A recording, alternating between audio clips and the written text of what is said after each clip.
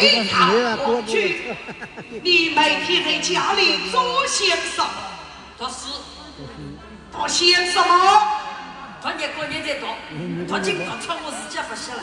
你这个娘子，每天不务正业，大别之年这样倒霉，你再这样有失浪荡，我早不负于你。阿伯，跟侬做官嘞，儿子一定要做官啊！跟我读书读不进，我是一根哪一个我不防子成龙啊？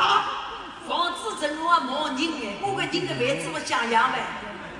爸，你真正把我气死了！气啊，小气啊！今日不与你商，免得伤心。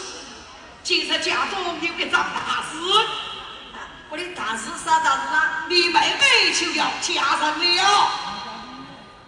阿妹要嫁人啦？不错，阿爸，阿妹要过人嘞，跟我问问看，阿妹读还是我读？读书，这个的道理都不懂吗？当初是你大，我不知道。跟我是大，我老爷问考过。娘子，那，师道不精，功名必尽，娶媳妇休想。读书读不进，功名高官遇得住，老爷不能想。跟你讲起来，我个4年考官考不进，不个4年老爷不讨啊。这身考不中状元，你休想娶妻。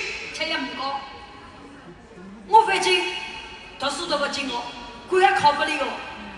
跟我是我做光棍嘞，跟侬年过屋里向对中嘞。阿妹想也问过了，不过不我算数嘞。你这个娘子我，这种，你大命不懂的话也能说得出来。我不干你啦。